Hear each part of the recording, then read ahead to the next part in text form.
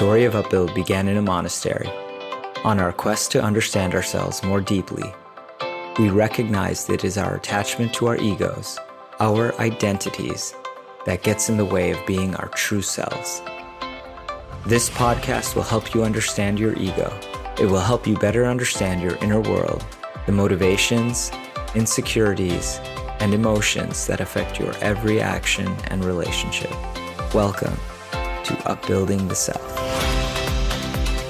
Hello, everyone, and welcome back to another episode of Upbuilding the Self. I am Michael Sloyer, and I am here with Hari Prasad and Razanath. How are you guys? Good. It's great to be with you. Excited for this discussion. Today, our topic is lust and the lustiness of life. And this topic became a part of my consciousness recently because of a course that we are facilitating at Upbuild. And we just wrapped up the first semester of that course. And as part of it, one of the homework assignments after one of the classes was to pay attention to all of the lust that shows up in your life. And when I started doing this exercise, it very quickly became a never-ending list of things that I was seeing. I'd be walking down the street and I would start lusting after the person who was walking across the street, or I would see a fancy car drive down the street and be lusting after that, even though I don't really like cars and I haven't owned a car myself in many, many years. Lusting after the things that I would see in stores, lusting after travel experiences, lusting after a school for my son. It was just one thing after the next. And I know from speaking to other people in the course and hearing them share that I was not alone in having a very long list of things that I was lusting about. And so with our time here today, what I'd love to speak to you two about is to really get clear on what is lust, how does it show up in our life, what's the problem with it, if any, and what can we do instead? Amazing. Thank you. So Hari, could you get us started by sharing what is lust? And from your perspective, why is it so important to talk about this topic? Lust is selfish desire. In other words, any desire that comes from the ego or the identity of who we think we should be rather than who we are. Any desire that comes from the identity of who we think we should be rather than who we are. Selfish desire. That's lust. And why this is so important is because it's running our lives and it's preventing us from getting to who we really are. We're not able to be ourselves when we're driven by all of these impulses that have nothing to do with us. Hey, thank you for that. And Razanath? I completely agree with Hari Prasad. I think what makes it so tricky is, first of all, with the definition of the ego, which is the identity of who we think we should be rather than who we are, it's very difficult to distinguish who we are from who we think we should be.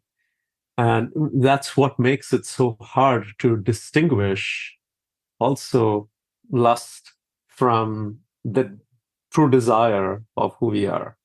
We have desires. The desire to love and to be loved is universal. And it is so deep-rooted. It can't be separated from who we are, even when you look at all forms of life. Now, what happens when the ego, as we defined it, comes into play? It covers the true nature of who we are. And at this time, we start idealizing, oh, I should be this. And in pretty much all of our workshops, we talk about how that identity, that ego identity, needs validation from the outside world. And that pursuit of external validation for who we think we should be rather than who we are is where the seeds of lust live. Okay, I appreciate that a lot. And let's make it really accessible here. So let's take a theoretical example, which of course never happens to me, but there's a person at the gym and I'm working out and then somebody else walks into the gym. It might be a man, a woman, doesn't matter. And I start looking at that other person and find them really attractive. And it feels a little bit like lust. What's going on there? And how does it relate to what we're talking about with the ego and the self here? Yeah, it's great to bring it to that level. See, we look at ourselves as the subject, and we don't know how to not look at ourselves as the subject. By definition, what that means is that everybody else is an object. We don't see them as the subject. We don't live our lives thinking about them and their worlds and centering around that. So the corollary is you are an object in my world. That's what's happening. And Jean-Paul Sartre, the French philosopher, he had this term that struck me deeply when I was studying the nature of life and consciousness, even before my spiritual path unfolded. The term was the look. And the look is when you, Michael, come into my vision and suddenly you're no longer a subject anymore in my eyes. You can't be, because I don't have room for multiple subjects. So I'm seeing you and I'm thinking, oh, Michael is part of my world. Michael is my friend, or he's a stranger that I just met. And now I wonder if it's enjoyable to talk to him. I wonder if it's enjoyable to have a relationship with him, and so on. And that, as Sartre puts it, the moment I look at you, I have objectified you. Now, there are degrees of objectification, and we see, it gets really ugly. And the hashtag #MeToo movement has exposed a lot of the pervasiveness of that extreme, ugly nature of this. It doesn't take much to go that route. We all have these crazy desires that are just living in us. And it starts with the fact that I'm the subject. I'm the star of my movie. And Michael, you get to play a supporting character. Aren't you lucky? I have been a part of several networking events, both in my banking and my consulting career. And one of the challenges, and I didn't have the vocabulary to articulate my own discomfort in those networking events. But there was, later on in life, I understood that there was only one thing happening in networking events, that everybody else was an object for me. And I was an object for everybody else. I used to feel so uncomfortable in that situation. And I didn't know what it was. I still played the game for a long time, because that's what we're supposed to do. But the whole idea here is, well, who will help me get to the place where I will be seen as the most successful? And the problem is that we're dressing it up as something else. We're dressing it up, even at the networking event. We put on a smile. We're so interested in you. Oh, I had a really great conversation. It was really enlivening. You're so great. And it starts with convincing ourselves. We're making ourselves into really selfless, or at least not so selfish.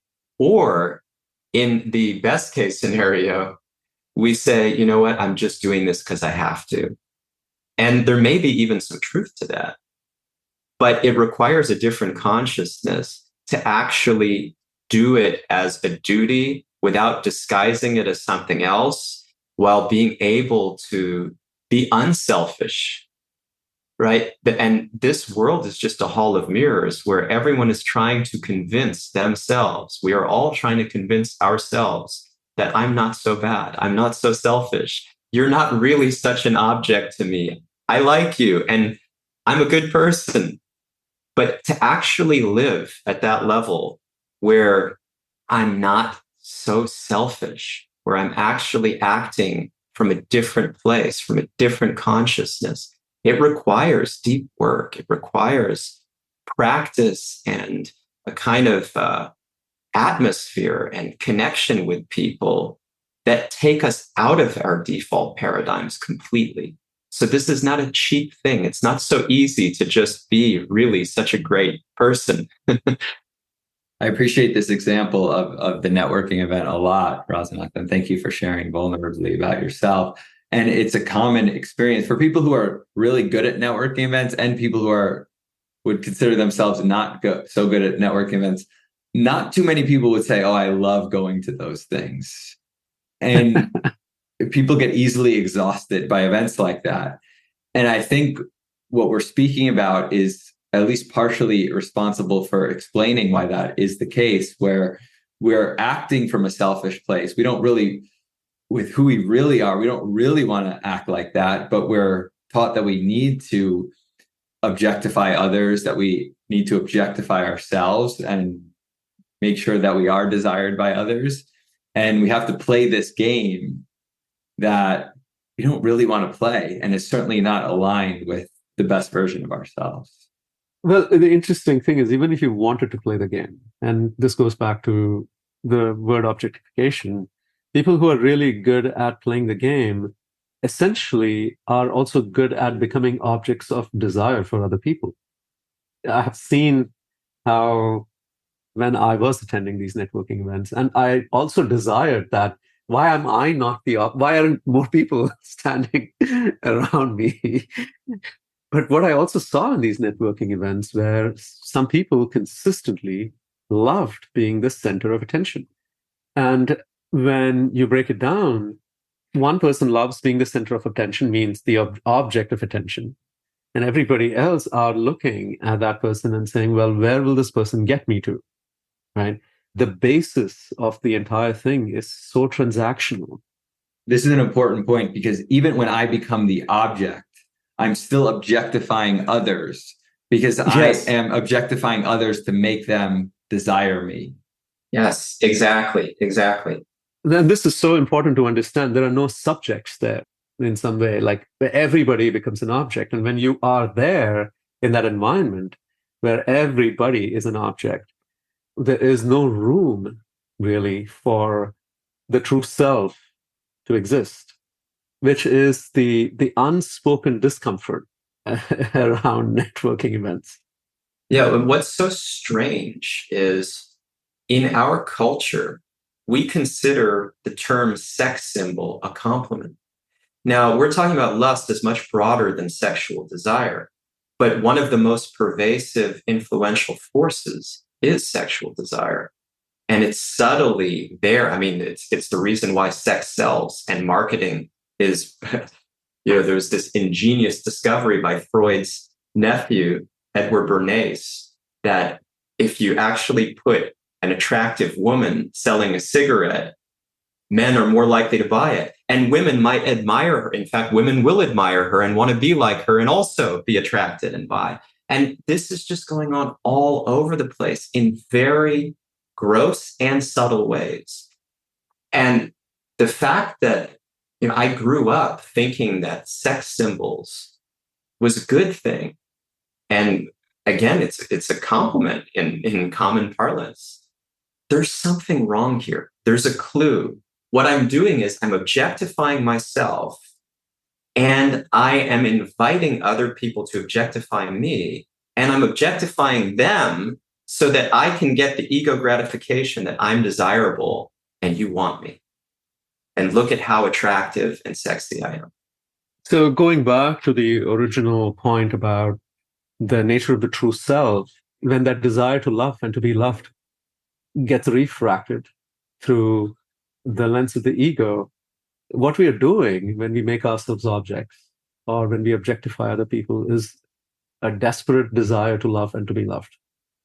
And as Madonna sings, it's the substitute for love that she was looking for. Our teachers, Don and Russ at the Enneagram Institute, when we were studying the personality typology of the Enneagram, they pointed out that Madonna's realization was that I'm looking for love, but I'm settling for a substitute for it by one-night stands. She sings about this, one-night stands, and all these different ways that I'm craving attention and applause and being the center.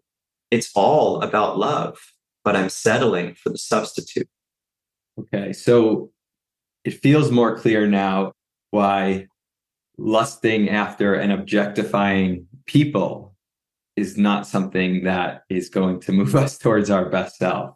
What about when we're actually dealing with objects or experiences, things like a car or a trip? What's the problem with lusting after those things? It's just a little harmless lust, a little harmless desire for something. the way you treat something is the way you treat everything. That expression is known, right? So the way that you treat your objects is the way that you're going to treat people. And the bottom line is, if it's all about me, why am I going to suddenly not be like that with other people? How am I going to suddenly not be that way with other people? I'm seeing everything from my self-referential point of view. Everything is how it can relate to me. And unless I transform my consciousness to see things from a completely different vantage point, that's my way of being. That's it. That's what I bring to the table. I have also seen in my own life that there is not much of a separation between objects and people. So if you are desiring, like, for example, when you said a car, I think the experience of driving the car would be great. But what if you cannot share the experience with somebody else?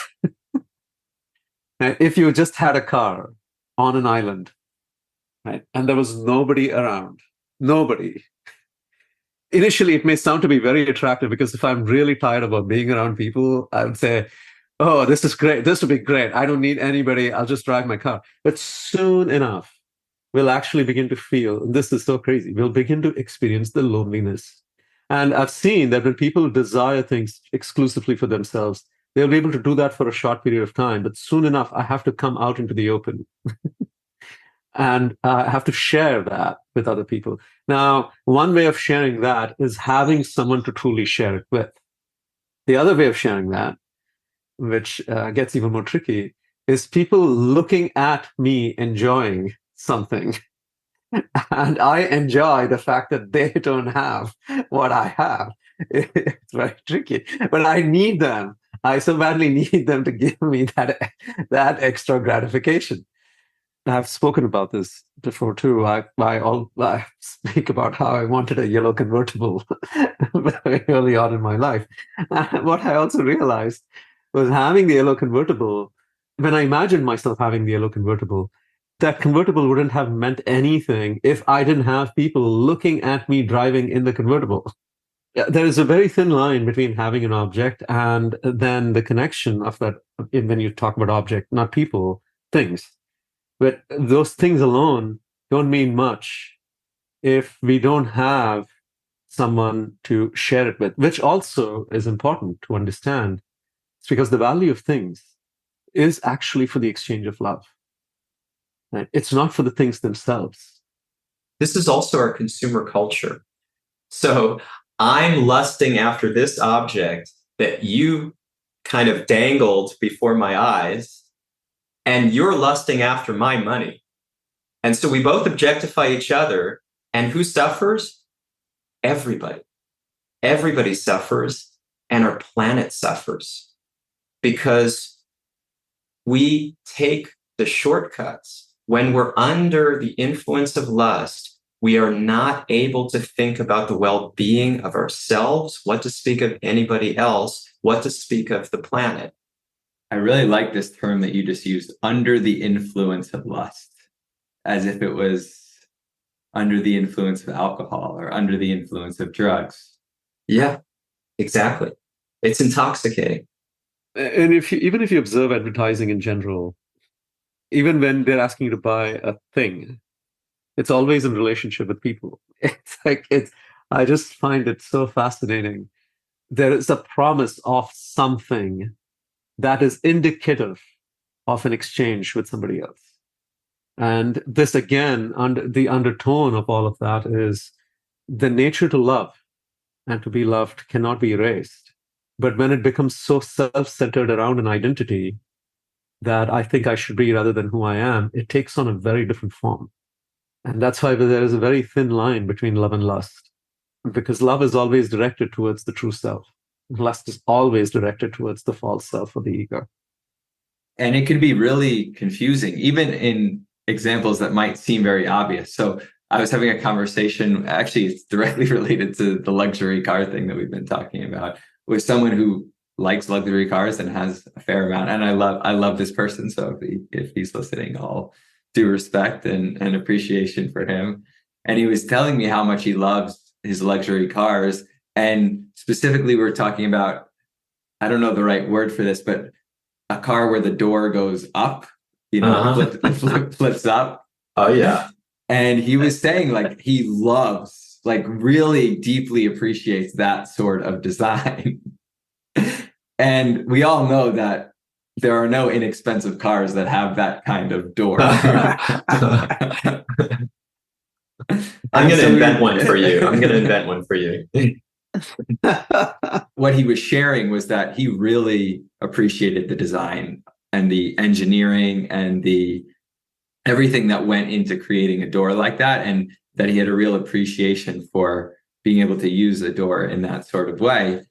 So it was tricky because, on one hand, it seemed obvious that it was more about wanting others to see his ownership of that car and feeling like I am the type of person that owns that car. But from his perspective, he did quite a convincing job at talking about the love of the actual engineering and the design of the thing. Again, it takes honesty to really be able to distinguish, well, what am I really after? Because I can justify anything. And one of the things about being under the influence of lust is a lot of lust is actually justifiable. And the ego does a masterful job of justifying it. We justify all of it. And the justification happens. And the interesting thing is there are reasons that seem very legitimate, but they're not the real emotional reasons. And it takes some real detective work to understand, well, what am I really doing here? And some honesty. And let's be really clear that love is selfless. Love means it's selfless. It means I genuinely love the other and I care in the deepest way. I would do anything for that person. It's really hard to apply that to the door of a car that opens up in a nice way. It's just not that kind of selfless, loving investment.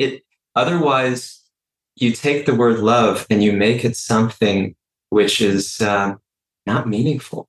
It cheapens it. Yeah, it's not meaningful anymore. So, of course, I can say, oh, I love that film. I love that design. I love that shirt. And there's something there. It means I feel something for it. But we must go deeper. That's not love. And we know this. So it seems like we're talking about how it would be beneficial to have less selfish desire. And I know I'm not alone in this. I've often thought, well, if my desire, even my selfish desire, goes away, and this comes from a fascination and love for Ayn Rand at some point in my life, if that selfish desire goes away, then how am I going to achieve my goals? How am I actually going to get to where I want to be? And frankly, if I'm looking back at my life, I think there's a lot of truth to that. If I didn't have some of those selfish desires along the way, then I wouldn't have been able to achieve the goals that I had. So what am I missing there? Greed is good. Greed is good. Amen, Gordon Gekko and Wall Street. Everything that you did for all the goals you achieved, Michael, what were they driving towards? They were driving towards my work at Upbuild, of course.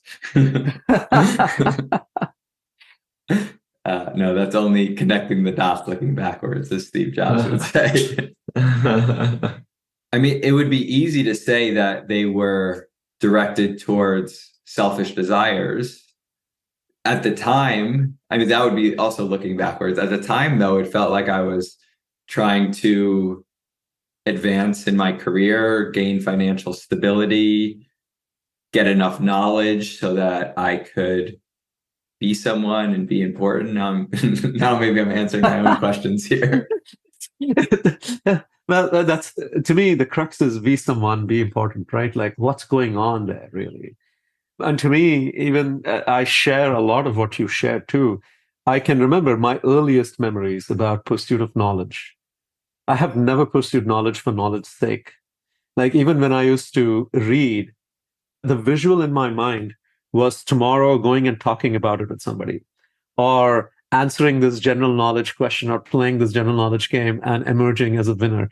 Knowledge was a means of making myself successful, and quote unquote, people will admire me and appreciate me for who I am. Somehow I'm gaining a sense of self-worth through that. And the hard recognition that what is that gaining of self-worth all about is I'm so desperately wanting to be seen and be loved.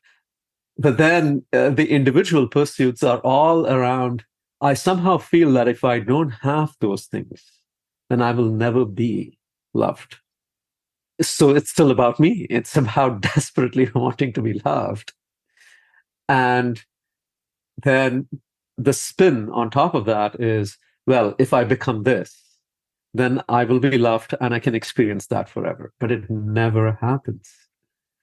And this is even when I have gotten to a certain stage, when I've said, okay, you know what? Once if I get there, then I'll experience the love that I thought I wanted. But when I get there, it still feels empty. It still feels like more is wanted. And then the next goal, right? And it seems like an endless cycle. And this is what the Bhagavad Gita, which is the course that you started off, Michael, speaking about. The course is called Call to Awaken, and it's a study of the Bhagavad Gita, the core concepts of the Bhagavad Gita. The Gita is, you could say, the classic text on yogic wisdom. And the Gita's point is lust always is never satiated. It only gives rise to greed. More is wanted. Right? There is never a point in time where I feel like I've attained my goal and I feel very happy and content. The contentment exists perhaps for a very short period of time. And then, the pursuit of the goal is the high. But when I get it, it's like, wow, this is it. I still don't have what I thought it would give me. Next, and next, now, next. The dosage is only upped. And it just feels like this never-ending, incredibly tiring pursuit of satisfying that desire. And so lust always, inevitably, when lust is satisfied, it transforms itself into greed. It's all consuming. It's like, well, give me more. And when lust is not satisfied, then I'm upset and angry and frustrated. And so it never really ends. And it never really ends well either. This is such a critical point. There are only two endings here: anger or greed. Yeah, it's insatiable. And so that is what greed is, right? It's this insatiable, it's another form of gluttony. Gluttony we usually associate with eating, but this is consumerism. This is just give me more. I want more. I want more. And that is essentially lust transforming itself into greed when it's satisfied. And when it doesn't, it's anger. I didn't get it. Or someone came in the way of it. Or I am such a failure. I become either frustrated or angry with myself or with somebody else. Therefore, I'm always restless. I'm always restless. I can never be peaceful. And when we talk about meditation, one of our core practice to transform our consciousness at Upbuild, so often people say, I've tried that. I can't do it. I struggle with it. Or, I'm just not so interested. It's hard because when we're run by lust, the mind is always busy, busy, busy, and I don't get peace. And in the Bhagavad Gita, Krishna says, how can you have any happiness without peace? How can you have any happiness without peace? It's not possible. And we're so not peaceful. We're a society, I can speak for myself. I am a product of a society that has no peace. And even when I go to some exotic, remote area, I carry the mind with me.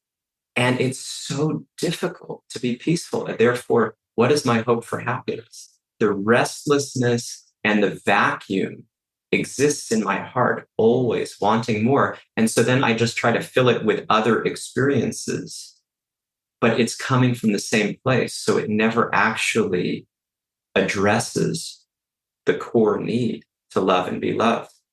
One of the reasons why we don't wake up to this, is there is such a sense of denial.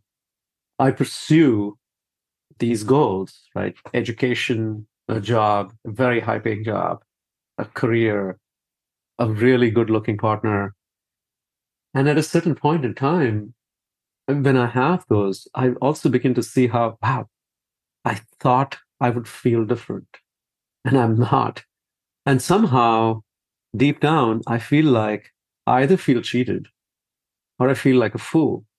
And the denial of that expresses itself in multiple ways. And one of the ways it expresses itself is I have to keep the hype up.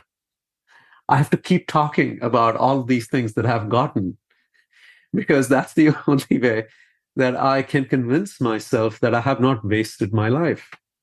Because deep down, I'm so afraid that I might have actually completely channeled my energy in the wrong direction because it has not gotten me where I thought I would get. That's the whole thing. I'm convincing myself that I'm happy, I'm okay, I'm good, things are good, and things are only going to get better. But when we become honest, the first thing we have to look at is, well, what is the game that I've been playing? Right? And have I cheated myself of the real thing? Right? And learning to take responsibility for that. And that step is a very big step. It's not insignificant at all. And secondly, to do that takes the acknowledgement that actually my goals have disappointed me.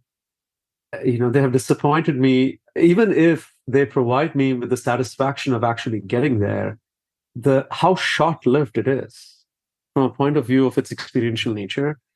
There is just this honest acknowledgement that, it never really quite lives up to the hype. And in that acknowledgement, then I start to search for what is deeper, what is more real, what is more long-lasting.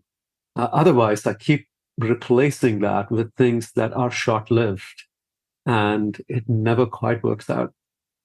Thank you. So let's say I'm in a place where I've listened to this conversation. I'm starting to recognize all the lustiness in my life. I'm starting to see the cost of it. What are some first steps to help me gain more awareness and start to shift away from lust?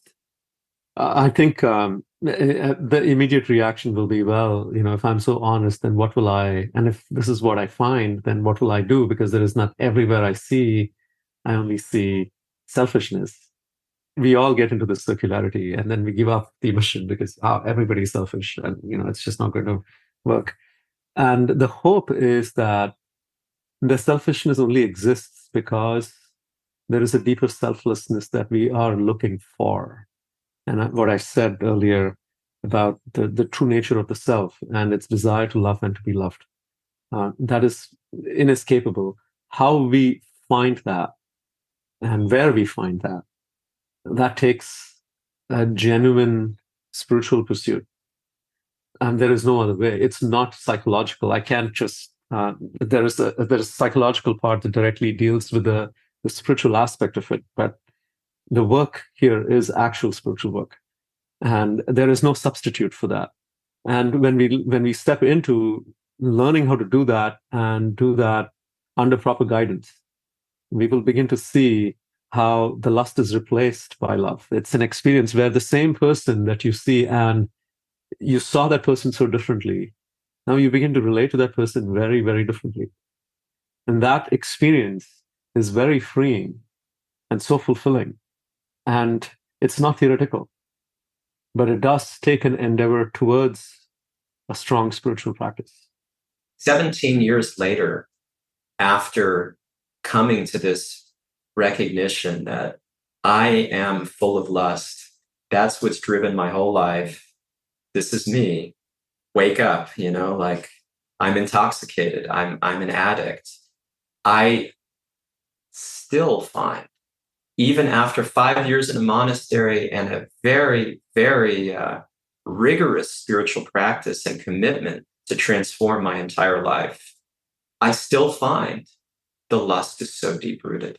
It's still there. It's still actually affecting my relationships. It's affecting my vision. It's affecting everything. And it's keeping me from the real thing, from the real me and the real love that I crave. And at the same time, the glimpses I've had of love have given me so much faith that I can't write off the alternative. I can't just resign myself back to my lust. I cannot. I can't say, well, you know what? It's not ideal, but this is the way the world works. Come on, make the best of it. Like, don't have such a chip on your shoulder. I can't do it because what I've experienced of love and what I've experienced of myself and getting closer to my real self is undeniable. And that is even more intoxicating. And I want to live there all the time. So I'm fully dedicated. And that's what this work is for, is we want everyone to get that taste. We want everyone to be intoxicated by the real thing. But that means also we have to give up the intoxication of the thing that's covering us, lust. It begins with being in the presence of people who have no lust anymore. And what you feel, going back to the example of networking, this is the complete opposite of the net. If suddenly when they see you, you feel like you are the subject. And the experience of being seen that way for who you are deep down in the presence of someone who is completely free from lust, I can say very honestly, is what triggered my own sense of possibility around this. It purely comes from from being around and being in the association of individuals who are actually free from it. Yeah, and people that are really working on themselves to become free, you'll get the feeling, you'll get the experience. If they're sincere and serious, you'll feel that they're actually not looking at you in the same way. They're doing their homework, they're removing that, and they're making good on their intention the best that they can. And so the experience is just completely different. And that is so inspiring and hope-giving. And if we get the taste, it will become addictive in the best way, of course. Yeah, it's really comforting to know that the lust that we have comes from this deeper desire to love and be loved. And when we remember that, then we don't have to be so identified with the lust that we have. We can see that as, well, that's not really the real me. So I don't need to give into it. I don't need to play into it. When I see that attractive person across the street, or I see that car, I can recognize that I have this impulse in me, but whatever is the follow-on action that would come from that, I don't have to do that if I have the courage not to. And suddenly you discover freedom. Mm-hmm, You see the capacity to make that choice. When you talk about under the influence of essentially doesn't give us choice.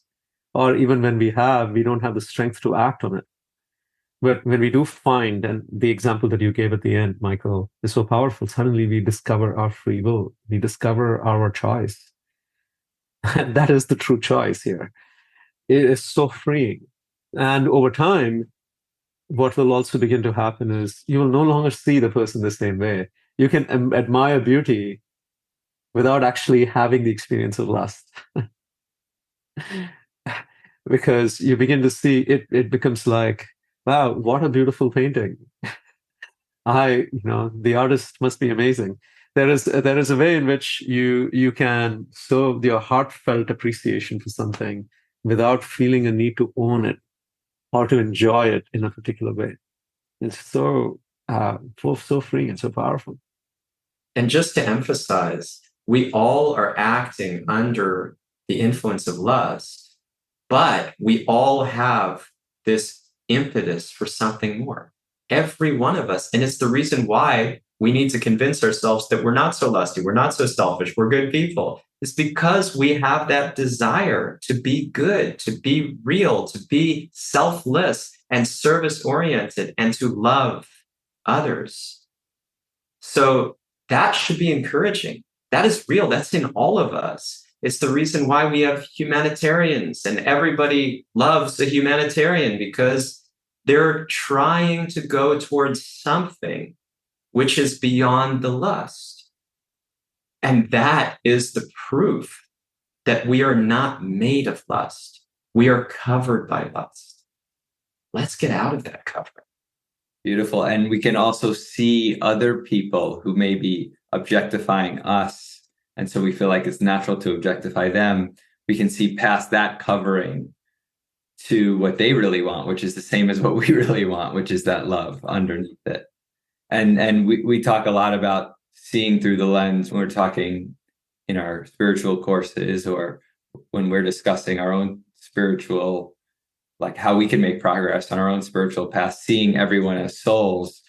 In more layman's terms, we can talk about that as seeing other people as really desiring that love, and to be able to offer that to others, and seeing past their lust, which can help us see everyone as souls.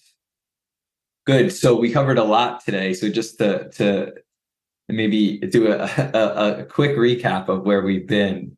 We talked about how lust really comes from the ego, although it might originate in its pure form with the love of the true self. It gets refracted through the ego and comes out as selfish desire. When we're dealing with people, it results in an objectification of others and ourselves. And when we're dealing with objects, well, how we treat objects is how we treat others. And so there's really not much of a difference between those. And then one of the striking things, Rasanath, that you shared was about how there are only two outcomes when we start lusting after something. Either it gets fulfilled and then we feel greed, or it doesn't get fulfilled and we feel anger or resentment or some sort of frustration at it not getting fulfilled. And either way, it keeps us in this loop that drags us down, keeps us under the influence of the lust. And that point is coming from the Bhagavad Gita directly. I just expanded on that, but there is a direct quote from the Bhagavad Gita. I appreciate that. And what we need to do is wake up to how we've been under the influence, call ourselves out, and see ourselves as really desiring that love, which is covered by lust, and choose to act from that place, or at least initially choose not to act from the place of lust, so that eventually we can start acting from the place of love. Is there anything that either of you or both of you would like to share in closing? That was beautiful, Michael. Thank you so much. Thank you. When we pursue anything, our desires are always mixed. There is the pure part, and then there is the impure part. What's important here is to pass through them and develop the strength to act in the more purer parts.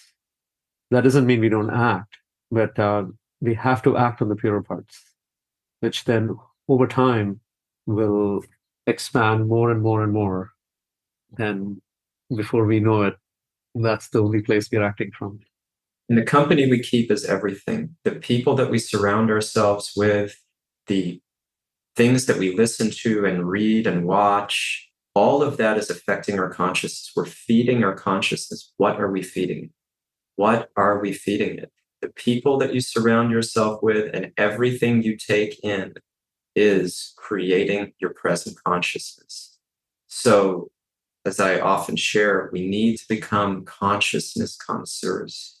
We have to become so intentional and so caring about our own consciousness. And again, the reason why Upbuild exists is because we want to offer that to people. We want to receive that ourselves. We need that. We need to be fed in this way. And we want to offer everyone that opportunity. We don't want to be back from our monastic days. We don't want to be just sitting in a monastery benefiting.